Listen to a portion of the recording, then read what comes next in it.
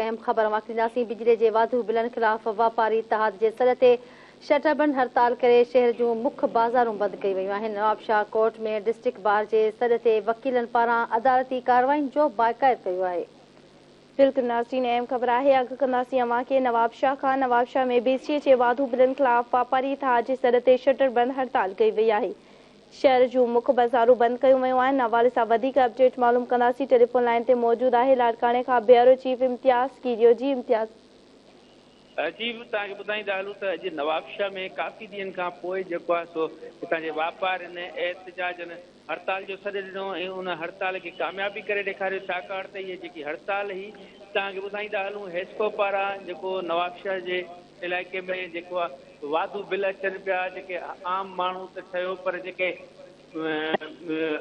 Middle class जा आहिनि उहे बि परेशान आहिनि। ऐं तव्हांखे ॿुधाईंदा हलूं त एतिरा बिल जेको आम माण्हू जेको आहे सो खाइण जे लाइ लाचार आहे, जॾहिं त आम वापे वारियूं शयूं चोट चढ़ियल आहिनि। उन खां पोइ जेको आहे बिलनि जे जेको आहे सो उहो वॾी तइदाद में जेके अचनि पिया ऐं हज़ारनि जी तइदाद में, त आम माण्हू उहो बिल अदा न पियो करे सघे। उन ते अॼु ताजिर इतिहाद नवाबशाह जे मुख़्तलिफ़ जेके ताजिर इतिहाद जूं जेके तंज़ीमूं आहिनि उन्हनि पारां ऐलान कयो वियो, सॾु ॾिनो वियो हड़ताल जो। उन खां पोइ गोल चक्रा ते हिकु धरणो रखियो वियो, जंहिं धरणे में हाजी अज़ीम मुग़ल, अब्दुल क़यूम कुरैशी, सतार कुरैशी, कामरान कुरैशी, मुर्तज़ा समो ऐं ॿिया काफ़ी सारा अॻुवान, कारकुन, दुकानदार, सिविल सोसाइटी, समाजी अॻुवान, सियासी अॻुवान एहतिजाजी धरणो आयो। ऐं उन मौक़े ते धरती टीवी सां ॻाल्हाईंदे हिननि चयो त हेस्को जा अमलदार जेके आहिनि पूरे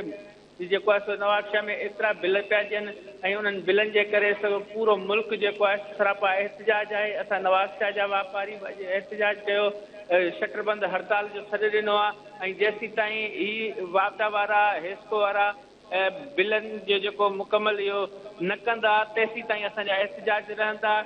बिल हिननि चयो त जेके यूनिट जो फी यूनिट जेको आहे उहो वधायो वियो आहे। हिकिड़ो त पेट्रोल जी वधंदो पियो वञे, उन खां पोइ आम वापे वारियूं शयूं वधनि पियूं, उन खां पोइ जेको बिजली जो जेको निज़ाम आहे उन हवाले सां उन्हनि काफ़ी सारी तक़रीरुनि में पंहिंजी स्पीचुनि में बि चयो त जेकॾहिं हिननि ते कंट्रोल न कयो वेंदो त असांजा एहतिजाज इहे हड़तालूं जारी रहंदियूं। जी ठीकु आहे इम्तियाज़ कीरियो, अव्हां जी महिरबानी।